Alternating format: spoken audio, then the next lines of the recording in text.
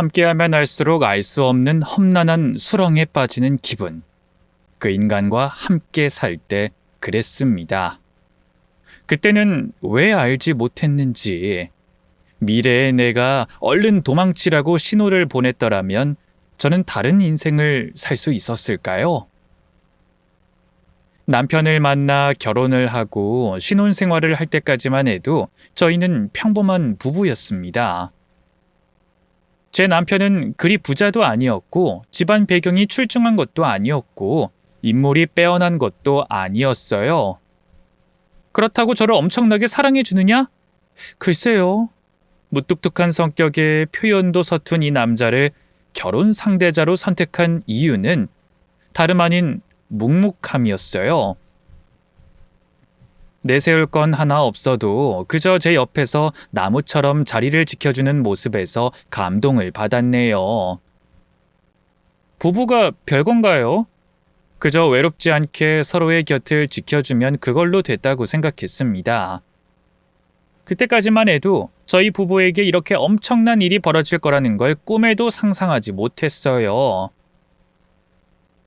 분명 신혼 초때까지만 해도 사이좋게 잘 지냈거든요. 서로 양보하고 큰 소리 내지 않고 남들이 오죽하면 너희는 전생에도 부부였을 거라고 말들을 했겠어요. 하지만 그 시기가 지나갈 무렵 저희 부부에게도 피 터지게 싸우는 시기가 오고 말았습니다. 남편은 제 얼굴만 봐도 꼴보기 싫은지 밥 먹을 땐 눈도 안 마주치더라고요. 쓰레기통을 왜 이렇게 놔뒀냐? 설거지는 왜 그렇게 하냐? 그렇게 청소하는 사람 처음 본다. 뭐만 하면 저한테 시비를 걸더라고요. 그럴 거면 당신이 하라고 소리를 꽥 질렀더니 그 뒤로는 2주 내내 말도 안 하대요. 그때 깨달았죠. 내가 그토록 매력적이게 느꼈던 그 사람의 묵묵함은 삐졌을 때 진가가 발휘된다는 것을요. 정말 아주 묵묵하게 단 한마디를 안 하더라고요. 결국에는 제가 먼저 말을 걸고 사과를 하는 식으로 화해를 하곤 했지만 문득 그런 생각이 들었네요. 이 사람은 결국 내가 손을 놓아버리면 영영 떠나버릴 사람이구나. 단 한 번을 먼저 말을 걸어주지 않더라고요. 서럽고 속상했지만 어쩌겠어요. 내가 선택한 남자인 걸 누굴 탓하나요? 사이가 서먹해질 때가 많았으니 임신도 애매했습니다. 시어머니께 매일 전화를 드릴 때마다 애를 왜 안 갖냐? 일부러 안 갖는 거냐? 지금 불효 저지르는 거다 하시면서 재탄만 하셨고 남편은 태평하게 애는 천천히 갖고 싶다고 해버리더라고요. 저만 속이 답답했죠. 그러던 어느 날 남편이 만취가 되어 집에 돌아온 후 저에게 이런 말을 하더라고요. 넌 결혼하길 잘했다는 생각이 드냐? 항상 행복한 건 아니지만 후회해서 뭐래. 내가 선택한 사람이니까 붙들고 사는 거지. 우리 지금 사이 안 좋은 거 너도 알고 나도 알잖아. 이게 사람 사는 거냐? 집에 들어오면 너무 막막해. 왜? 결혼 후회해? 이혼하고 싶어? 아니, 그런 건 아니고. 자꾸 반복되니까 이게 맞나 싶고. 자꾸 혼란스러워서 그래. 고작 혼란스럽다는 이유 하나만으로 결혼 생활에 회의감이 든다고? 당신한텐 책임감도 없어? 신혼 초엔 뭐 하늘의 별도 따다 줄 것처럼 굴더니 이제 와서 결혼 생활이 지겨워? 결혼이 장난처럼 느껴지면 차라리 이혼해. 대신 당신 때문에 시간 낭비, 감정 낭비한 것들 전부 하나하나 계산해서 갈라서야 할 거야. 지금 이게 연애랑 같다고 생각해? 철없는 소리 그만하고 제발 정신 좀 차려. 그런 거 아니라니까. 사람이 마음이 좀 울적하다고 하는데 뭘 그렇게 화를 내. 자꾸 울적하다는 핑계로 이상한 소리 하니까 그러지. 서로의 인생 책임지기로 가족들 앞에서 약속했으면 의무를 지키기 위해 최선을 다해야지. 왜 이렇게 마음이 약해지냐고. 대체 뭐가 불만인 건데? 자유가 없어서? 그토록 좋아하는 취미생활 못하고 다녀서? 언젠 결혼만 할 수 있다면 모든 걸 포기할 수 있다고 하더니? 아무튼 됐고, 하고 싶은 거 맘껏 해. 나도 이제 당신 존중해 줄 테니까. 우리 서로 취미생활, 사생활 정도는 존중하며 살자고. 그럼 됐어? 그날도 어김없이 싸우면서 하루를 마무리했네요. 이 인간의 속을 알 수가 없으니 너무 답답하더라고요. 아무래도 늦은 나이에 사춘기가 왔나 보다 하고 말았어요. 시간이 지나면 괜찮아지겠지. 남들 부부도 다 이렇게 살겠거니 하며 참고 또 참았네요. 그리고 다음 날 어디 가서 바람이라도 좀 쐬고 오라고 나도 내 개인 시간을 좀 갖고 싶으니 당신도 밖에 나가서 그토록 좋아하는 낚시도 하고 캠핑도 하고 오라고 등 떠밀었어요. 그렇게 남편은 제 말을 듣고 나가더라고요. 그렇게 저희는 2박 3일 동안 각자의 시간을 가지게 됐습니다. 하지만 약속한 2박 3일이 지난 후 남편은 제 전화를 받지 않았어요. 마치 무시하기로 작정한 것처럼 아무리 전화를 걸어도 응답이 없더라고요. 처음에는 이 인간이 심경의 변화를 느끼고 나와 단절하기로 마음먹었구나 싶어서 괘씸한 마음에 연락을 더 이상 하지 않았어요. 때가 되면 돌아오겠거니 하며 오기로 기다렸죠. 가끔씩 싸우면 외박을 일삼는 사람이었거든요. 하지만 아무리 시간이 지나도 연락조차 없는 걸 보고 점점 불안해지기 시작했습니다. 원래 싸우더라도 문자 정도는 꼬박꼬박 잘해주던 사람이었는데 그조차도 해주지 않는 걸 보니 무슨 일이 생겼나 싶더라고요. 그 사람이 일주일째 연락 두절이 되자 무서운 마음이 들어서 바로 시댁으로 달려가 이 상황을 알렸어요. 그랬더니 시어머니께서 얼굴이 붉어지시며 호통을 치시더라고요. 그걸 왜 이제 말해? 내가 내 아들 연락 두절된 걸 일주일 뒤에 알아야겠어? 그때부터 남편의 연락 두절이 대형 사건이 되어 가족 전체가 비상이 걸렸습니다. 저는 그 과정에서 남편과 다퉜던 얘기, 이혼을 거론했던 일들, 그리고 바람 좀 쐬고 오라며 등을 떠밀었던 얘기까지 전부 해야 했어요. 말하고 나니 전부 제 탓 같더라고요. 제가 남편을 잘 붙들고 있기만 했어도 이런 일이 일어나지 않았을 텐데. 결국 남편의 전화기는 어느 시점부터 꺼져버리고 말았습니다. 제가 지인들에게 연락을 돌리는 사이 가족들이 분주하게 남편을 찾아 헤맸어요. 그 누구도 남편의 행방을 알지 못했습니다. 아무리 제가 싫어 떠났어도 가족과는 연락이 돼야 할 거 아니에요. 단 한 명도 남편과 연락이 닿지 않은 걸 보니 정말로 큰 사건이 일어난 게 아닐까 싶어 몸이 떨리고 식은땀이 나더라고요. 바다에 빠졌을 가능성이 있다. 산속에 고립되어 골든타임을 놓쳤을 가능성이 있다. 낭떠러지에 떨어졌을 가능성이 있다. 이 모든 가능성은 전부 절망을 가리켰어요. 그리고 남편의 실종 상태가 지속되면 될수록 저희 가족은 넋을 놓고 포기 상태에 이르렀습니다. 다들 노골적이진 않았지만 느낄 수 있었어요. 가족 전부가 저를 탓하고 있다는 것을요. 아들을 하루아침에 잃은 시모는 저를 원망했고 저는 그날 이후로 시댁에서 죄인이 되고 말았습니다. 제가 그들에게 용서받을 수 있는 방법은 남편을 찾는 것뿐이었어요. 그래서 그 후로 저는 일하는 시간을 제외하고 전부 남편의 흔적을 따라 나섰습니다. 우리나라에 CCTV가 얼마나 많은데 그 사람 하나 찾는 게 이토록 어려운 일인가 싶었지만 하필 남편은 산속과 오지로 이곳저곳을 돌아다닌 탓에 그 사람의 동선을 추적하기란 정말 어려웠습니다. 어느 순간 동선이 뚝 끊기더라고요. 그리고 그 어디에도 그 사람의 흔적은 찾을 수가 없었어요. 그 사람을 찾아 헤매며 이곳저곳 다니느라 얼굴이 새까맣게 탔는데 어느 날 시모가 그런 저를 보더니 이런 말을 하시더라고요. 할 만큼 했다. 원망해서 미안하다. 사람 팔자가 그리 된 걸 어쩌겠어. 너도 이제 그만해라. 그토록 저를 미워하고 헐뜯던 시어머니께서도 어느 순간 포기를 하시더라고요.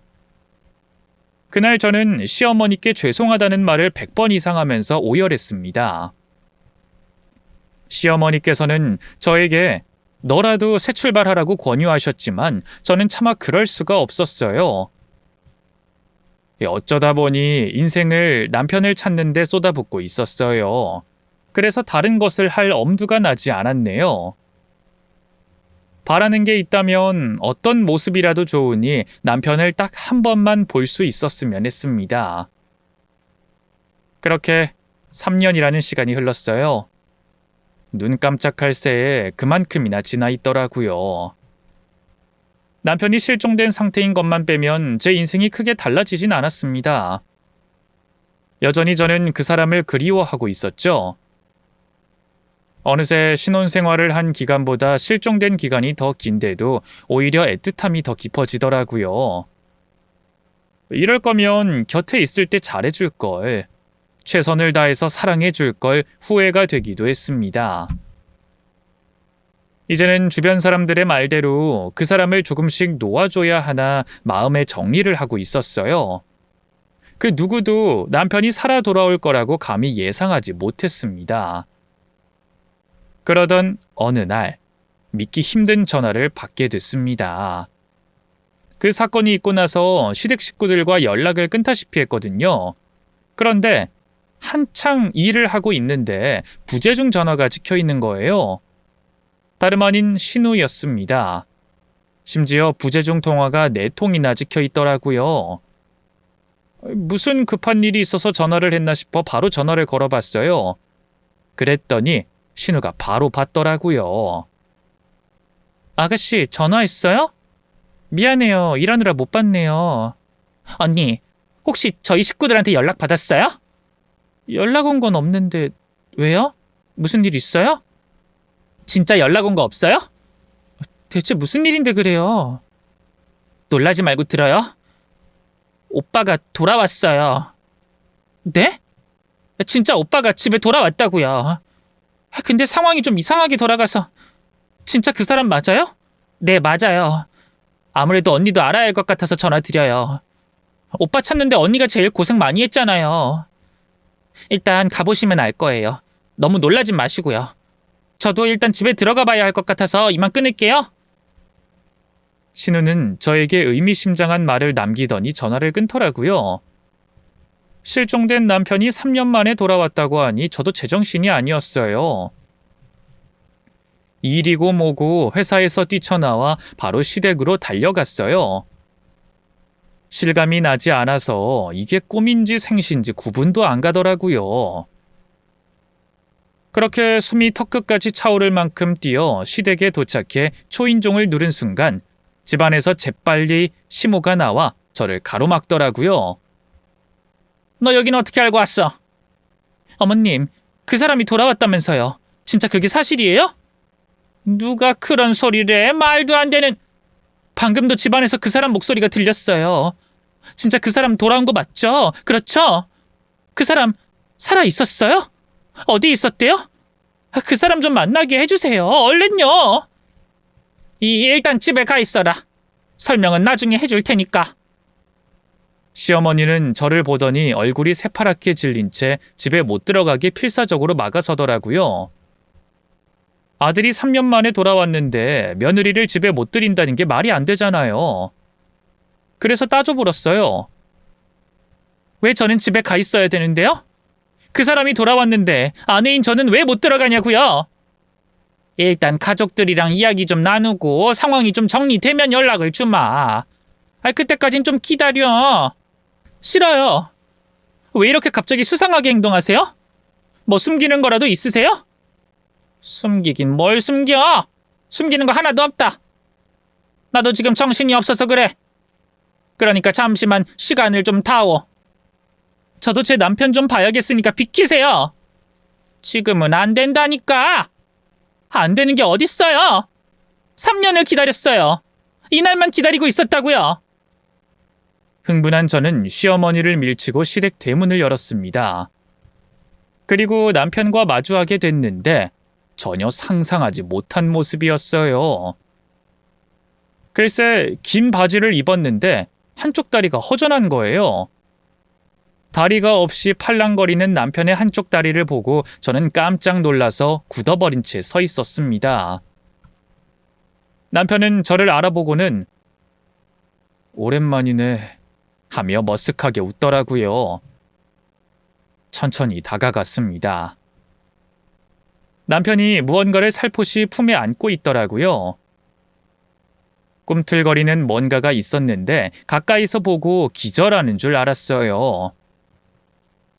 남편은 한쪽 다리를 잃은 채 갓난아기를 품에 안고 있었습니다. 이래서 신우가 상황이 이상하게 돌아가고 있다고 했구나. 그래서 시어머니가 나를 막아섰구나. 대충 어떤 상황인지 파악이 되더라고요. 이 인간이 실종된 3년 동안 무슨 엄청난 일이 있긴 했구나 싶었네요.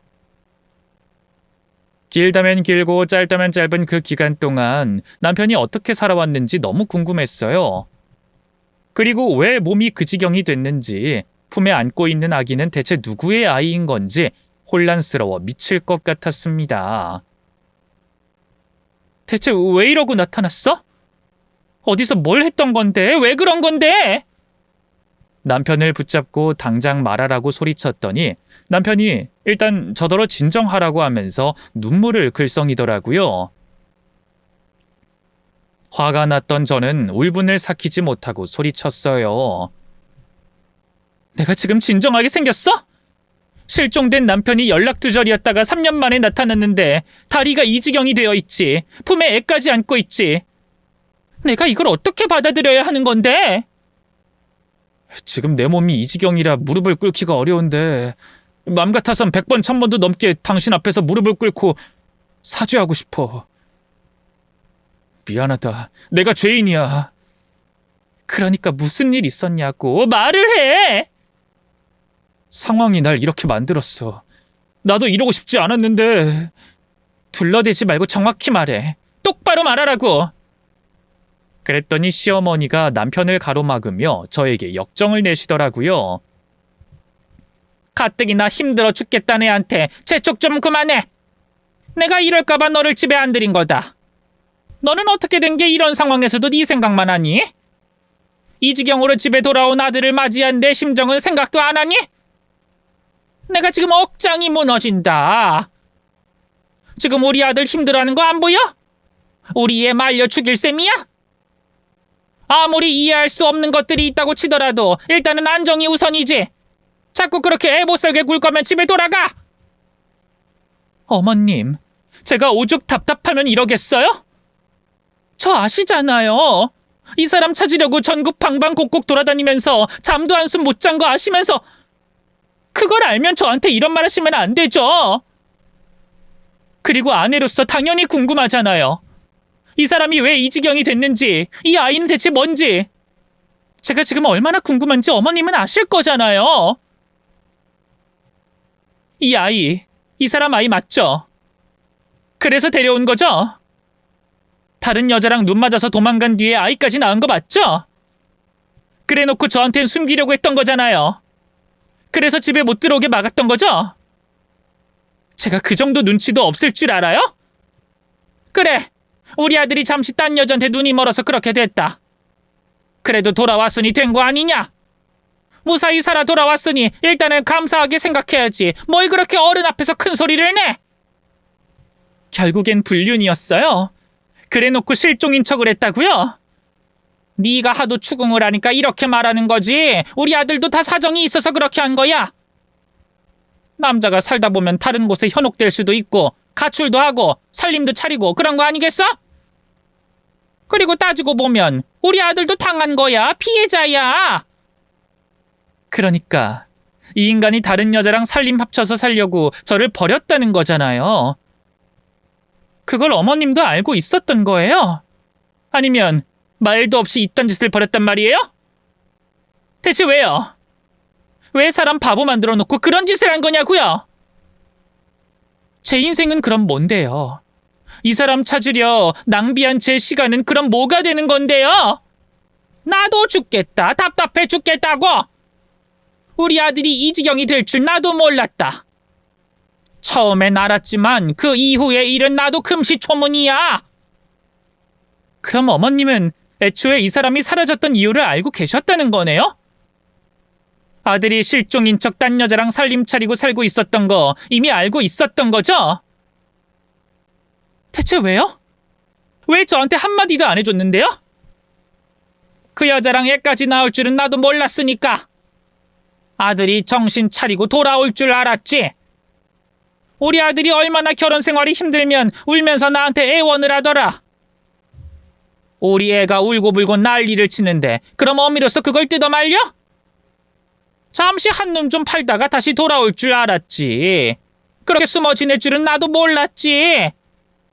바로 그때 남편이 엄마 그만 좀 말해요 하며 시어머니를 가로막더라고요. 말을 하면 할수록 최악의 상황이 펼쳐진다고 생각했는지 이제야 남편이 입을 열기 시작했네요. 여보 미안해. 내가 다 말할게. 진짜 솔직하게 털어놓을 테니까 내 얘기를 좀 들어줘. 처음엔 단순한 호기심이었어. 우리 그때 눈만 마주쳐도 싸우고 헐뜯었잖아. 그때 한 여자를 알게 됐어. 어쩌다 보니까 내 유일한 돌파구가 됐고 단숨에 호감이 가더라. 나도 그땐 왜 그랬는지 몰라. 너무 온화하게 나를 받아주는 모습에서 마음이 홀랑 넘어갔나 봐. 솔직히 그때는 당신이랑 이혼을 할까도 생각해봤는데 상대방도 유부녀였고 이런저런 사정들이 있기도 하고 고작 바람 한 번 핀 거 가지고 이혼까지 진행하고 싶지 않았어. 당신을 아내로서 사랑하고 있었거든. 그냥 그땐 스쳐 지나갈 바람일 거라고만 생각했어. 그래서 당신이랑 싸우고 그 여자랑 단둘이 여행을 하는데 그러더라. 단 일주일만이라도 좋으니 속세를 벗어나서 단둘이 있고 싶다고. 그래서 그때 처음으로 용기를 냈고 우리만의 아지트를 만들었어. 그렇게 둘이 일탈을 하고 살림을 차렸는데 그 사람이 자꾸만 날 어디론가 가자고 하더라. 그리고 어느 날 나를 끌고 가는데 무슨 종교단체였어. 그때부터 지옥이 시작됐지. 알고 보니 그 여자는 그 종교의 열혈 신도였고 나도 그 종교를 믿었으면 하더라고. 그리고 동시에 임신 얘기를 꺼내더라. 당신에겐 정말 미안하지만 이미 건널 수 없는 강을 건넌 걸 어떡해. 만나는 여자가 임신까지 했다고 하니 이제 나는 돌아갈 수 없을 거라 직감했어. 그때 엄마한테 전화해서 사정을 얘기했어. 이 여자랑 살게 됐다고. 여기서 새 출발하고 싶다고. 좀만 머물다가 조만간 여기 생활 정리하고 돌아가서 설명해 줄 테니 일단은 가족들에게 비밀을 좀 해달라고 부탁했어. 그렇게 허락받고 나서 나는 그 종교단체에서 생활하면서 아이를 낳고 가장의 역할을 하기 위해 쉴 새 없이 노동만 해야 했어. 거기서 소개시켜준 공장에서 일을 하면서 돈을 벌어서 절반은 종교단체에 갖다 바치고 절반은 그 여자한테 갖다 바쳤어. 내 돈은 하나도 없었고 집에 돌아갈 차비도 없었고 심지어 그곳에선 나를 감금까지 했어. 핸드폰도 못 쓰게 해서 당신한테 연락할 방법이 없었어. 헤어지자고 이혼하자고 말을 했어야 했는데 그럴 틈도 없더라. 차라리 당신이 나의 이런 험한 모습을 보지 않고 알아서 떠나가줬으면 좋겠다 싶어서 포기하고 살았어. 이게 다 내 잘못으로 생긴 일이니까. 애초에 그 여자에게 마음을 주지 않았더라면 생겨나지도 않을 일이었으니까. 그렇게 살면서 가족과도 연락이 끊겼어. 정말 쉴 새 없이 일만 시키더라고. 그러다가 한눈판 사이에 사고가 났던 거야. 순식간에 기절하고 병원에 실려가 눈을 떠보니 한쪽 다리가 이렇게 되어 있더라고. 내 인생이 어쩌다 이렇게 됐는지. 장애를 가지고 살아가게 될 줄은 누가 알았겠어. 그런데 정말 허망하게도 그 여자의 태도가 단시간에 바뀌더라. 난 그토록 힘들게 그 여자를 먹여 살렸는데 그쪽은 장애인이 된 나를 더 이상 책임질 수 없다고 도망을 가버리더라. 이제 쓸모가 없어졌으니 그 누구도 나를 찾지 않았어. 어떻게 엄마라는 여자가 애도 놓고 도망을 가버릴 수가 있는지. 다리 하나 잃고 애 하나 떠안고 나니 그제야 자유의 몸이 되더라. 3년 내내 고생만 했지만 남는 게 하나도 없었어. 내가 살아온 3년이라는 세월을 당신한테 어떻게 설명해야 할지도 막막했고 가족들 다시 볼 면목도 없고 그렇게 떠돌이 생활하다가 결국 용기 내서 집에 찾아온 거야. 당신한테는 조금만 더 있다가 상황이 정리되고 나면 그때 가서 설명을 하려고 했어. 당신이 받아들이기에 너무 혼란스러운 일이라 일단 내 선에서 정리가 필요했어. 그뿐이야. 절대로 당신에게 뭘 숨기려고 하거나 부풀릴 의도가 전혀 없었다고. 난 너라는 인간을 믿었어. 다른 건 몰라도 허튼 짓은 안 할 인간이라고. 그 어떤 일이 있어도 아내를 걱정시킬 만한 사람이 아니라고 믿었는데 결국엔 이거였어? 나한테 3년 동안 연락도 안 하고 실종된 채로 있었던 게 고작 이런 이유였어? 다른 여자랑 살림 차리느라 내 인생은 나 몰라라 하는 놈의 말을 나더러 계속 들으라고? 그냥 듣기엔 내가 몹쓸 놈인 거 알아. 하지만 그 여자가 나한테 했던 짓을 생각하면 난 엄연히 피해자라고. 그리고 진정한 사랑도 아니었어. 그 여자가 나를 진짜로 사랑했더라면 사고로 다리 한쪽을 잃은 나더러 장애인이라면 싫다고 떠나버렸겠어? 그냥 우리는 사랑도 뭣도 없이 그냥 한순간 감정에 빠져들었던 거야. 지금은 완전히 끝났고 그 여자를 증오하면 했지 전혀 남은 감정이 없어. 나도 날 떠난 여자는 붙잡고 싶지도 않고 오히려 잘 됐다 싶어. 그 여자랑 함께하면서 지옥도 이것보단 낫겠다 싶었거든. 아무래도 당신에 대한 소중함을 깨닫기 위해 이런 시련이 있었던 것 같다. 이게 다 하늘의 뜻 아니겠어? 난 정말 당신 생각을 단 하루도 안 한 적이 없어. 진짜야. 당신한테 돌아가고 싶어서 매일 밤 기도를 할 정도였다니까? 당신이 날 떠날까봐 얼마나 두려웠는지 몰라. 횡설수설하지 마. 하나도 안 통해. 왜 나를 설득하려고 그래? 지멋대로 나갔으면 지멋대로 살지. 왜 돌아와서 나한테 이딴 말을 짓거려? 여보, 우리 아직 부부잖아. 당신도 나 못 잊었잖아. 내가 지금 몸이 이 지경이라 당신도 정이 떨어진 거야? 당신 진짜 이렇게 가혹한 사람이었어? 당신 몸이 이 지경이든 말든 난 아무 상관없어. 중요한 게 뭔지 잊었어? 너는 다른 여자한테 마음 주느라 난 안중에도 없었어.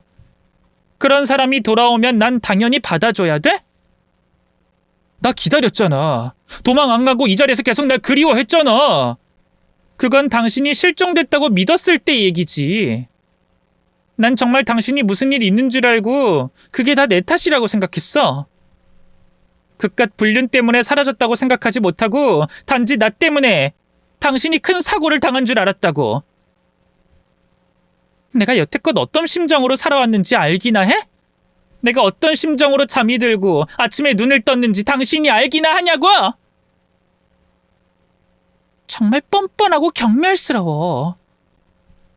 이제 당신이랑 나 남남이나 마찬가지니까 인산 여기서 끝내도 되겠지? 우리 이제 진짜로 갈라서자. 여보, 잠깐만 내 말을 들어봐. 더 이상 들을 필요도 없어. 따라오지 마. 마음이 무너져 내리더라고요. 그토록 찾아 헤맸던 남편에게 그런 사정이 있었을 줄이야. 여태껏 나는 뭐 했나 싶고 헛된 시간만 보낸 것 같아서 아까워 미치는 줄 알았어요. 남편은 절룩대며 저희 집으로 찾아와 바짝 엎드려 눈물을 쏟아내더라고요. 여보, 나 이제야 깨달았어. 당신의 소중함을 너무 늦게 깨달았어.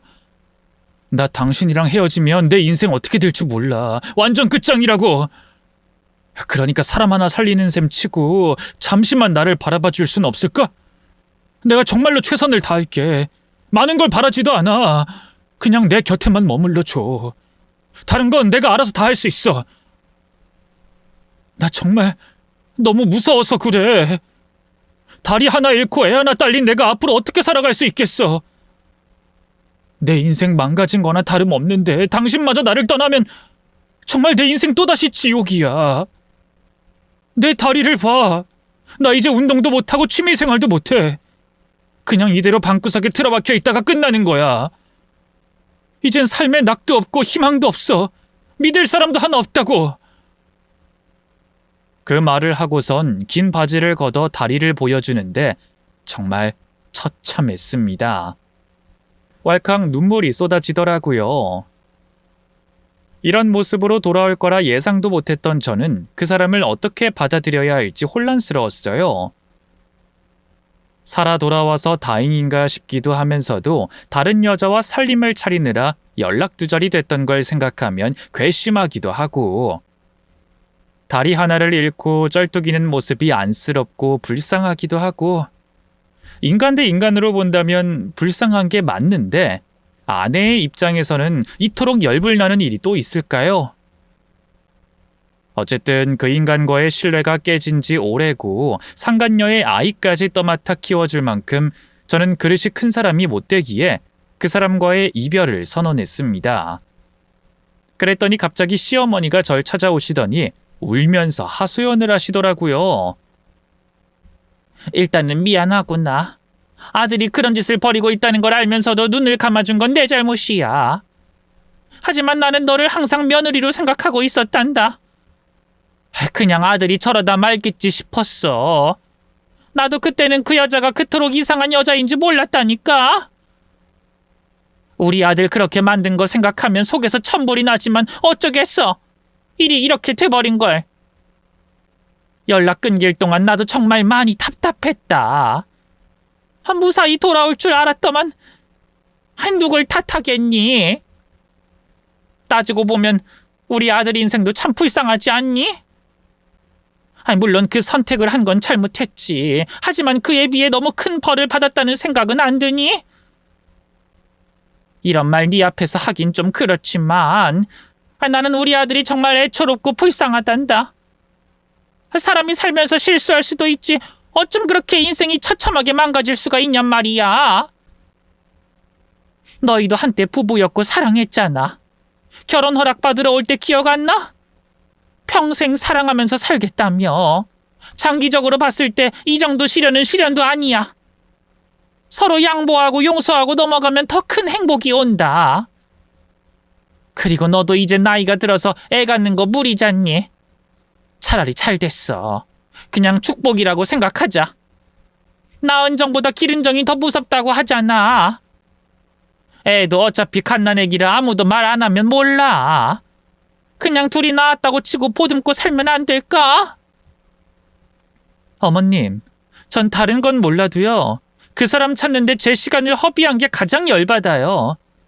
그건 도저히 용서할 수가 없어요. 그래, 내가 무릎을 꿇고 용서를 비마. 우리 아들 다리 아파서 무릎도 제대로 못 꿇는 거 알잖아. 얼마나 안쓰럽니? 애가 얼마나 너를 붙잡고 싶으면 쩔뚝이면서 너를 쫓아가더라. 그 불편한 다리로 성큼성큼 가는데 어찌나 마음이 아프던지. 그걸 봤으면 너도 마음이 많이 흔들렸을 거다. 그리고 갓난애기 얼굴 자세히 못 봤지? 어찌나 예쁘던지. 이목구비가 우리 아들이랑 똑 닮았더라니까. 그리고 묘하게 널 닮은 것 같기도 하더라고. 너도 한번 안아보면 단숨에 정이 들 거다. 사람 인생 원래 마음대로 되는 거 아니잖니? 때로는 절망하고 때로는 양보하면서 버티고 살다 보면 큰 행복이 오는 법이야. 너희 둘한테 힘든 일이 일어났으니 이젠 웃는 날만 있을 거야.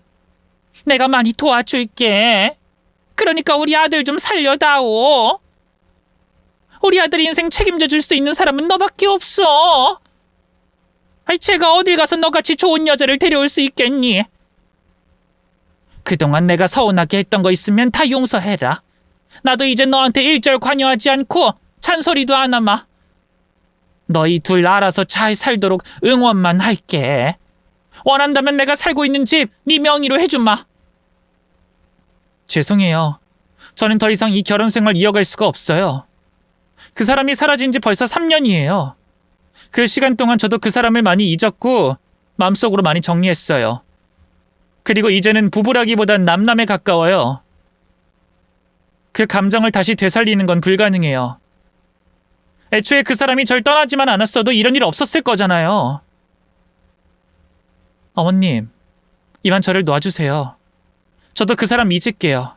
지금으로선 그게 최선이에요.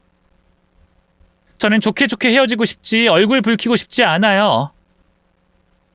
지금 와서 도망가겠다는 거야? 우리 아들 장애인 됐다고 지금 쓸모없다고 너까지 떠나겠다는 거니? 어머님, 그런 말이 아니잖아요. 핑계 대지 마! 우리 아들이 신체 멀쩡하고 돈 많이 벌어왔으면 네가 떠났겠어?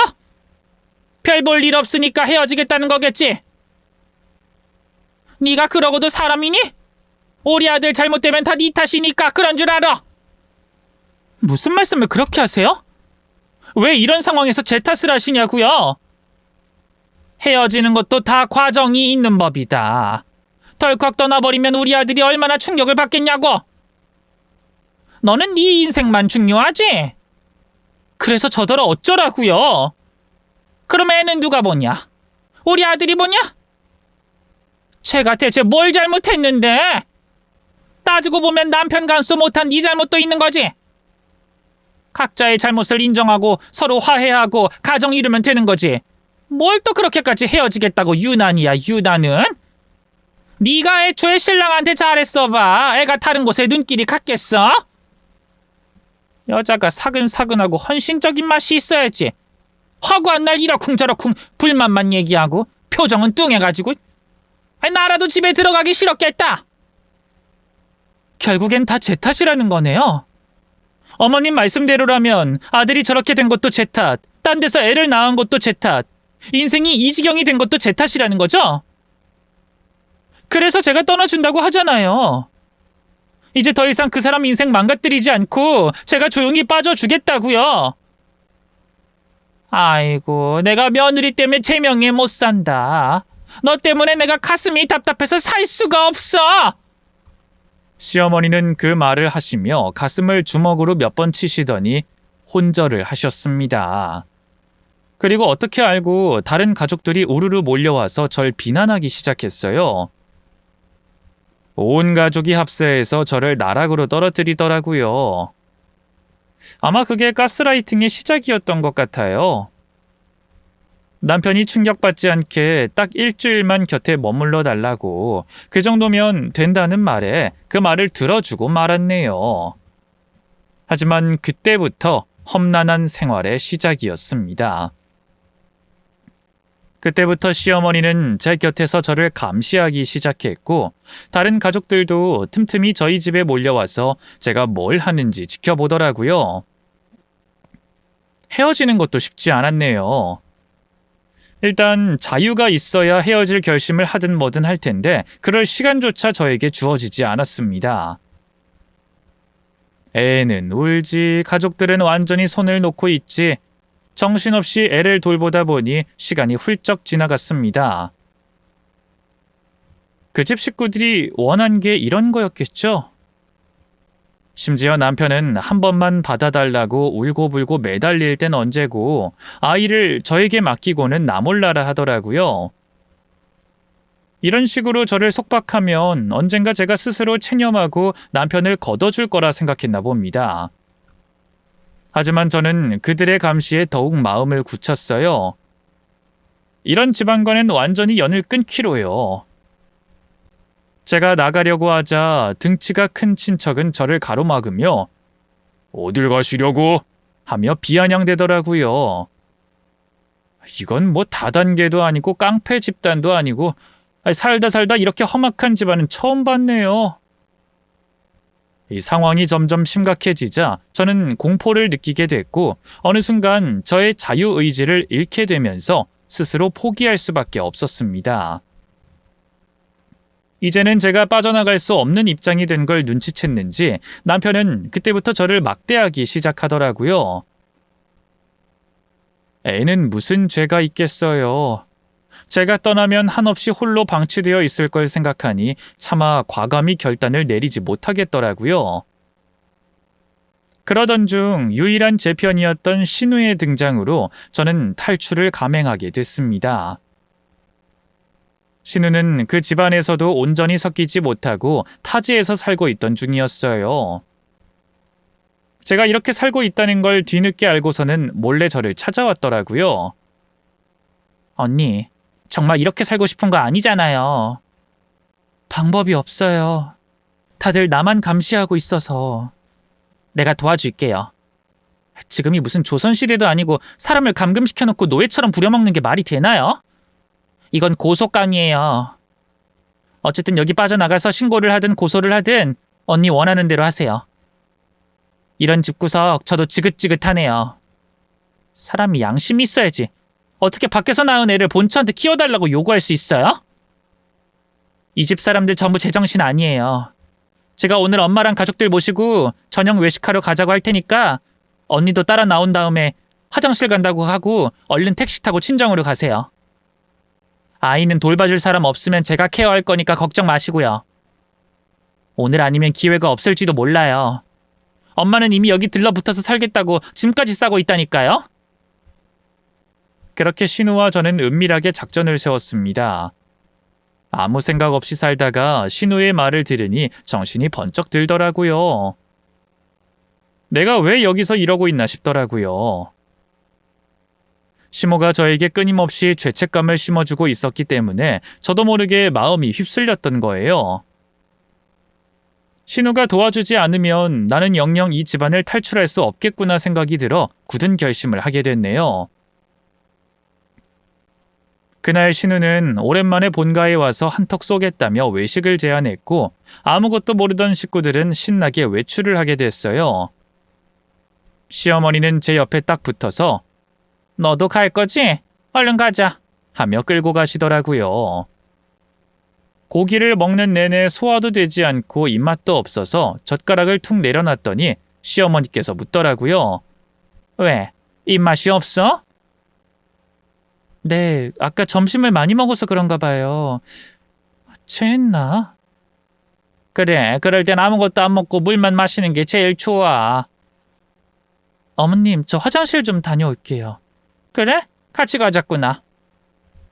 원래는 화장실에 가는 척하면서 그 식당을 빠져나와 친정으로 갈 생각이었는데 시어머니는 자리에서 같이 일어나 화장실까지 따라오시더라고요. 일부러 오래 있었건만 시어머니는 저를 끝까지 기다렸습니다. 정말 난처하더라고요. 식사 시간은 끝나가지 시어머니는 틈도 주질 않지 울고 싶은 심정이었네요. 바로 그때 신우가 구세주처럼 화장실 안으로 들어와 시어머니께 말을 걸어주더라고요. 엄마, 왜 여기서 이러고 있어? 우리 며느리가 아직 화장실에 있어서. 얘는 왜 이렇게 안 나와? 다 큰 며느리가 알아서 오겠지 뭐. 길 잃을까봐 그렇지. 아까 봤더니 자리 찾는 것도 일이더만. 나 어차피 화장실 가야 되니까 언닌 내가 기다렸다 갈게. 엄마 먼저 들어가 있어. 됐어. 좀만 기다리면 나오겠지. 셋이 같이 가자. 아까 오빠가 엄마한테 무슨 할 말 있다고 하던데? 우리 아들이? 응, 중요한 얘긴가 봐. 얼른 가서 듣고 있어. 내가 언니 잘 챙겨갈 테니까. 그래? 그럼 네가 좀 챙겨줄래? 신우는 역시 시어머니에 대해서 잘 알고 있더라고요.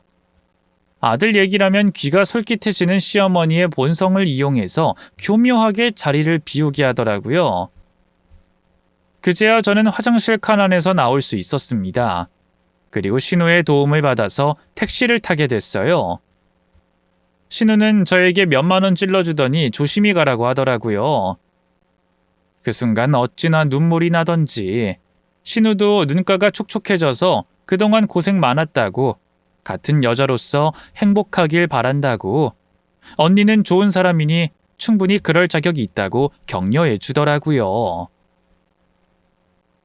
그렇게 저는 택시를 타고 친정에 도착할 수 있었습니다. 연락도 제대로 닿지 않던 딸이 갑자기 빈털터리로 집에 도착하니 부모님이 많이 놀라시더라고요. 사정을 얘기할 틈도 없이 그 자리에 주저앉아 울고 말았습니다. 친정엄마는 말없이 저를 안아주시더라고요. 그 품이 어찌나 따뜻하던지 비로소 저는 그 지옥에서 벗어날 수 있었습니다. 안 그런 척했지만 그 집 식구들이 너무 무서웠나 봅니다. 막상 탈출하고 나니 그 집안 안에서 일어난 일들이 공포 영화처럼 섬뜩하게 느껴지더라고요. 신우가 아니었더라면 저는 탈출은 꿈도 꾸지 못하고 그 집안의 노예로 전락하고 말았겠죠. 사실 그때는 안도감도 있었지만 걱정이 더 많이 됐어요. 일단 제 편을 들어준 신우의 상황이 난처해질 걸 알았기에 너무 미안했고, 제가 도망쳤다는 그 사실 하나만으로 그 집안은 발칵 뒤집힐 게 뻔했어요. 아마도 이를 갈고 저를 찾아오겠지 싶어서 잠도 제대로 자지 못했습니다. 아니나 다를까 남편이 저를 찾으러 친정까지 왔더라고요. 남편이 실종된 줄로만 알고 있었던 저희 부모님은 그동안 남편이 저지른 짓을 알게 되면서 화가 잔뜩 나셨어요. 그 인간은 갑자기 순진한 양이 되어 제 부모님 앞에서 통곡을 하며 빌더라고요. 저 없이는 안 된다나 뭐라나. 딸 인생 나락으로 보낼 뻔했는데 저희 부모님이 그 인간을 받아들일 리가 없었죠. 저희 친정 아버지께서는 화가 잔뜩 나셔서 집안에 있는 물건들을 깨부수며 그 인간에게 욕을 한 바가지 하셨습니다. 그제야 겁을 먹은 남편은 장인의 발목을 붙잡고 사정사정했지만 전혀 통하지 않았네요. 그리고 끝내는 저희 친정 어머니에게 뺨까지 맞은 후에야 집으로 돌아가더라고요. 이렇게 든든한 가족이 있었는데 왜 여태껏 솔직하게 털어놓지 못했던 건지 그제야 후회가 됐네요. 그리고 다음 날 시어머니께 문자 한 통이 날라왔어요. 우리 아들 잘못되면 다 네 책임이다. 그 문자를 보는데 확 열이 받더라고요. 그래서 제가 전화해서 따졌네요. 그게 왜 제 탓이에요? 아들 그따위로 기른 어머님 탓이 크지 왜 며느리 탓이냐고요? 그러게 누가 바람 피우래요? 밖에서 애 낳으래요? 누가 그딴 곳에 끌려가래요? 막말로 그쪽 아들 다리가 그렇게 된 것도 스스로 선택한 일이었잖아요. 지금 어머님은 그 상황 자체를 못 받아들이고 누군가의 탓으로 화살을 돌리고 싶은 모양인데 그런다고 달라지는 거 하나도 없어요. 어머님이 여태껏 저한테 한 행위는 감금이고 범죄예요. 지금 와서 사과해도 모자랄 판에 아들 잘못되면 다 제 책임이라고요? 제정신이세요? 그래도 그렇게 갑자기 도망가는 건 좀 아니지 않니? 우리 아들이 얼마나 실망이 컸는지 알아? 그리고 그 집에서 우리 아들 뺨도 때렸다면서? 욕도 했다면서? 아무리 괘씸해도 그렇지 몸이 성치 않은 애한테 그렇게 해버리면 내 맘이 어떻겠어? 모든 일엔 단계가 있는 법인데 그렇게 갑자기 해치우면 우리 입장은 뭐가 되냔 말이야. 단계요? 며느리 도망 못 가게 옆에 딱 붙어있는 게 어머님한텐 합당한 과정이에요? 제가 오죽하면 저녁 식사 자리에서 도망을 갔겠어요? 화장실에서도 언제 나오나 호시탐탐 지켜보고 있는데 제가 혼자 있을 틈이 어디 있었겠냐고요? 다 필요 없고 저 그 사람이랑 완전히 끝났으니 이제 우리 인연도 끝이에요. 더 이상 저한테 어른 대접받을 생각하지 마세요. 아시겠어요? 불안해서 그랬다. 우리 아들이 혼자 저렇게 살 거 생각하니 너무 막막하고 답답해서 그랬어. 그래도 너는 참 착하잖아. 우리 아들 진심으로 사랑해줬잖아. 네가 없으면 정말로 우리 아들 혼자가 될 것만 같아서 가슴이 너무 아팠어. 신체라도 멀쩡하면 걱정도 안 해. 장애까지 얻고 애까지 딸린 이혼남이 어떻게 새 출발을 할 수 있겠어? 내가 우리 아들만 생각하면 눈을 감을 수가 없을 것 같아서 그래. 그건 어머님 사정이고요.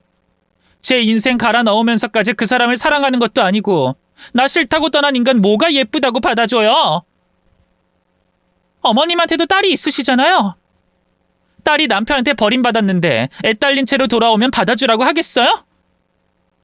조강지쳐 버린 남자 2번이라고 못 버리겠어요? 어머님은 방법을 잘못 선택하셨어요. 너도 인생이 순탄치 않을 거야. 그 나이에 애도 못 낳은 데다 이혼까지 했잖니. 막말로 남자보다 여자가 더 불리한 건 알고 있니? 내가 장담하는데 너 분명 나중에 후회할 거다. 너 사랑해주는 남자 그 어디에도 없을 거다. 남자들은 보는 눈이 다 똑같거든. 무조건 어리고 말 잘 듣는 여자를 좋아하지 너같이 나이 많고 냉정한 여자 하나도 안 좋아해. 네, 어머님. 악담 퍼붓고 싶은 심정 잘 알겠는데요. 저도 제 상황 잘 파악하고 있어요. 강조 안 해주셔도 됩니다. 아무튼 헛소리 짓거리면서 시간 낭비하고 싶지 않네요. 이만 끊겠습니다. 시어머니는 끝까지 제 인생에 저주를 퍼붓더라고요. 어쩜 그렇게 지 아들만 생각할 수가 있을까요? 어쨌든 저는 그 식구들과 완전히 인연을 끊은 후에야 비로소 자유의 몸이 됐습니다. 그동안 느꼈던 죄책감, 상실감 이런 건 전부 다 사라진 지 오래였어요. 그리고 분명 시어머니께서 저더러 나이 많고 냉정해서 인생이 순탄치 않을 거라고 했잖아요. 웬걸요? 그 후로 정확히 3년 후에 저는 아주 훌륭한 사람을 만나 결혼하고 애 둘이나 낳고 잘 살고 있어요. 제 인생에서 가장 잘한 일이 그날 고깃집에서 택시를 타고 친정으로 도망 온 거예요. 엄마가 돼보니 알겠더라고요. 시어머니의 그 행동은 아들에 대한 잘못된 사랑이었다는 것을요. 저는 그 집안에 저주를 퍼붓고 싶지 않네요. 그저 이제라도 양심적으로 겸손하게 살았으면 좋겠습니다. 지금에서야 전 남편은 진정한 사랑이 아니었음을 현 남편을 통해 깨닫게 됐네요. 진짜로 나를 사랑하는 사람은 나를 절대로 불안하게 만들지 않는다는 것. 사랑이라는 감정을 매 순간 깨닫게 해준다는 것. 그런 것들을 느끼며 살아가고 있습니다. 오히려 다행인 것 같아요. 만약 그때 용기가 없었더라면 저는 억지로 감정을 짜내면서까지 그 사람을 위해 희생했을 거고 결국엔 후회했을 것 같아요. 제가 왜 그 사람과 헤어지게 됐는지 자세한 이야기는 그 어느 누구에게도 말한 적이 없었는데 이제서야 익명의 힘을 빌려 털어놓게 됐네요. 솔직히 두렵기도 합니다. 너무 바보 같은 과거를 살았기 때문에 저를 한심하게 보는 분들도 분명 계실 테니까요. 하지만 과거의 잘못을 발판 삼아 앞으로 잘 살면 그만이잖아요. 오늘 이 순간부터 더 이상 과거를 곱씹지 않으려고 해요. 앞으로 우리 모두 앞만 보며 걷기로 해요. 행복한 걸 느끼고 만끽하기에도 부족한 시간이잖아요. 오랜 시간 사연을 들어주신 여러분들께 진심으로 감사의 인사를 전해드리며 사연을 마치도록 하겠습니다. 그럼 안녕히 계세요. 모두 행복하셨으면 좋겠어요.